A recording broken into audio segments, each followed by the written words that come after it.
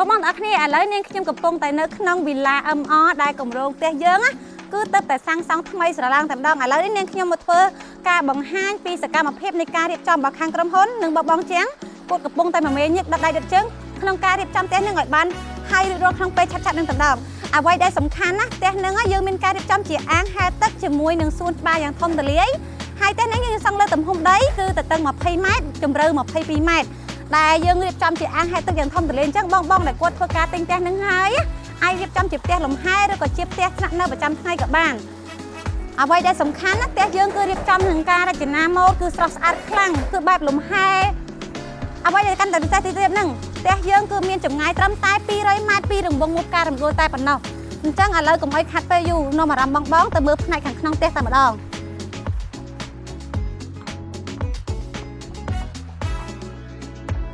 និយាយរួមទៅផ្ទះយើងអត់ទាន់ហើយទេប៉ុន្តែការរៀបចំរបស់ខាងក្រុមហ៊ុនគឺស្រស់ស្អាតខ្លាំងយើងអាចរៀបចំជាកន្លែងតុទទួលទានអធិស្ឋានតុទទួលភ្ញៀវបានយ៉ាងធំទូលាយជាមួយនឹងការរៀបចំជាសាឡុងយ៉ាងស្រស់ស្អាតហើយអ្វីដែលពិសេសទៅទៀតហ្នឹងគឺការបន្ថែមជូនជាដេគ័រទូតាំងយ៉ាងស្រស់ស្អាតលើក្រោមអញ្ចឹងពុកម៉ែបងប្អូនដែលគាត់ធ្វើការមកមើល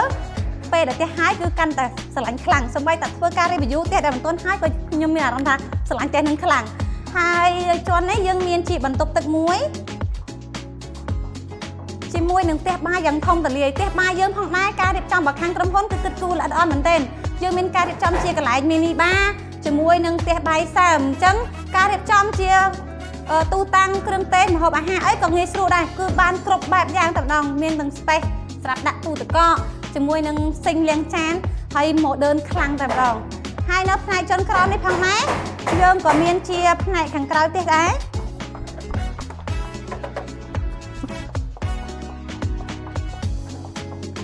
នៅផ្នែកខាងក្រោមនេះនាងខ្ញុំចង់មកបង្ហាញពីបន្ទប់គេងមួយដែលបន្ទប់គេងនេះយើងមានជាបន្ទប់មួយ private ហើយយើងក៏មានជាបន្ទប់ទឹកមួយដាច់ដោយឡែកផងដែរគឺមានភាពងាយស្រួលក្នុងការរស់នៅជាប្រចាំថ្ងៃហើយបន្ទប់នេះអាចនិយាយថាអ្នកនៅជាមួយក៏បានដែរ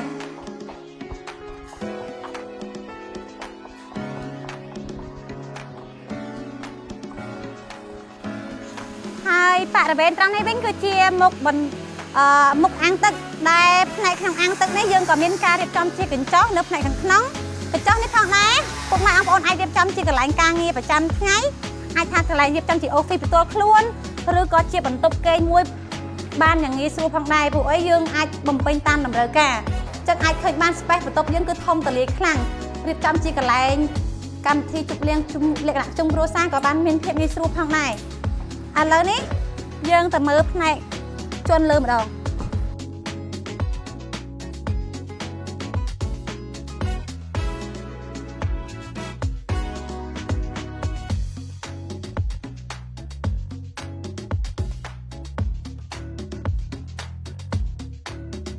កាន់តែស្អាតខ្លាំងសម្រាប់បន្ទប់គេងនេះគឺជាបន្ទប់គេងមេគ្រួសារ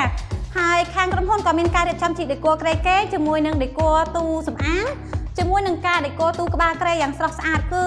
យើងអាចរៀបចំតាមតម្រូវការព្រោះអីបន្ទប់គេងយើងគឺមាន space ធំទូលាយជាមួយនឹងការរៀបចំជាដេគ័រទូសម្លៀកបំពាក់ផងដែរ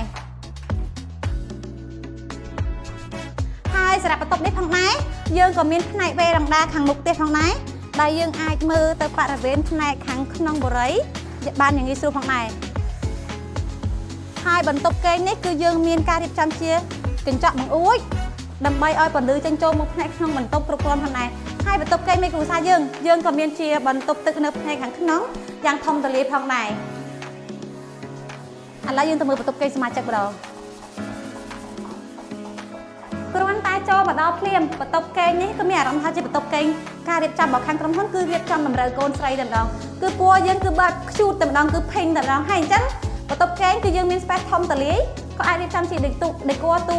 សិក្សាហើយដេគ័រទូសម្លៀកបំពាក់បានជាច្រើនបែបផងដែរហើយសម្រាប់បន្ទប់គេងយើងក៏យើងមានជាបន្ទប់ទឹកខាងក្នុងមួយផងដែរឥឡូវយើងមើលបន្ទប់គេងសមាជិកទី2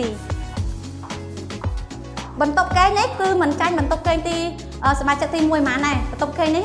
លក្ខណៈតែងមកពណ៌បែបសាប៉ុន្តែស្រស់ស្អាតខ្លាំងតាក់ទងទៅនឹងការដេគ័រទូសម្លៀកបំពាក់ទៅកាន់តែស្អាតខ្លាំងតែម្ដងអញ្ចឹងពុកម៉ែបងប្អូនដែលធ្វើការស្រឡាញ់ផ្ទះហ្នឹងអាចអញ្ជើញមកមើលពីឥឡូវបានព្រោះអីផ្ទះយើងគឺសាងសង់ជិតរួចរាល់ 100% យើងកំពុងតែមមាញឹកសម្រាប់ធ្វើសំណង់ហ្នឹងឲ្យហើយលឿនក្នុងពេលឆាប់ៗហ្នឹង